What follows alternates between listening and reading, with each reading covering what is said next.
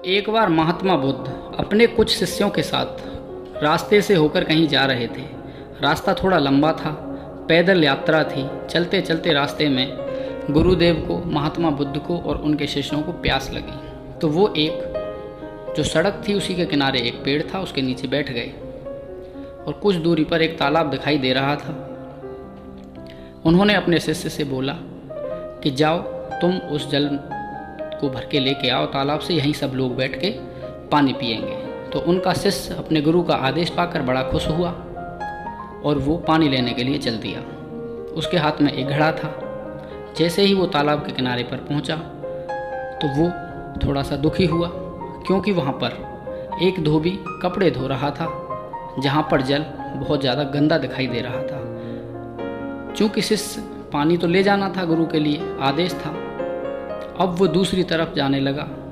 बोला चलो कोई बात नहीं, दूसरे किनारे से जल भर के ले चलते हैं। अब जैसे ही वो दूसरे किनारे की तरफ जाने लगा, 5-6 बैलों का झुंड आया और तालाब में घुस गया और दूसरी तरफ निकल गया।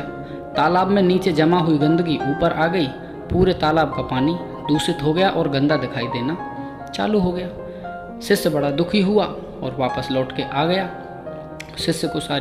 शिष्य ने सारी कहानी अपने गुरुजी को बताई। गुरुजी ने कोई जवाब नहीं दिया। आधा घंटे के बाद गुरुजी ने फिर उसी शिष्य को पानी लाने के लिए उसी तालाब पर भेज दिया। अब शिष्य गुरुजी की इस बात को सुनकर थोड़ा सा संशय में आ गया कि मैंने गुरुदेव को बताया तो था कि पानी बहुत गंदा है, लेकिन मुझे गुरुदेव ने फिर दोबारा आदेश दिया है वहीं से पानी लाना है, तो चलो कोई बात नहीं है। लेकिन जैसे ही शिष्य अब की बार तालाब पे पहुंचा तो वो प्रसन्न हो गया। वो तो एकदम खुशी से झूमने लगा। उसने देखा कि जो आधा घंटे पहले पानी गंदा दिखाई पड़ रहा था, अब वो पानी एकदम स्वच्छ और बढ़िया दिखाई दे रहा है। गुरु का आदेश और शिष्य के अंदर की शंका। खैर, शिष्य ने घड़ा लेकर तालाब में डाल दिया और पूरा पानी भर लिया और वापस आ गया। अब तो महात्मा बुद्ध भी जब पानी देखा तो बड़े प्रसन्न हुए।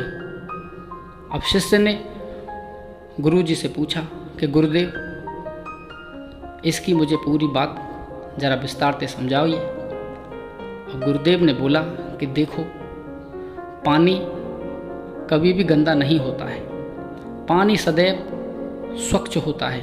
पानी गंदगी को साफ करने के लिए होता है। जैसे ही पानी को हम थोड़ी देर के लिए सामान्य होने के लिए छोड़ देते हैं, जब परिस्थितियाँ नॉर्मल हो जाती हैं, परिस्थिति सामान्य हो जाती है, तो गंदगी नीचे बैठ जाती है और पानी फिर से पुनः स्वच्छ और साफ हो जाता है। ठीक उसी तरीके से हमारी ज़िंदगी में बहुत सारी परेशानियाँ आती हैं, बहुत सारी कठिनाइयाँ आती हैं।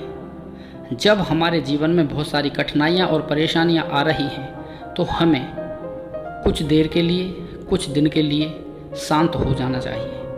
बेवजह ही निरर्थक प्रयास में लगे नहीं रहना चाहिए। ये बात सच है कि परिस्थितियाँ कुछ दिन के लिए खराब होती हैं, उनका हमको धैर्य से सामना करना चाहिए।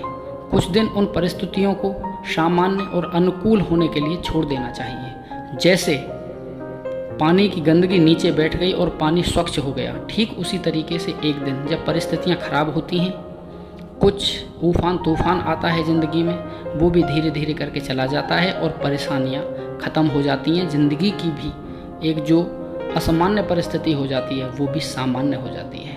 आज के लिए बस इतना ही। जय हिंद, जय भारत, वंदे मातरम।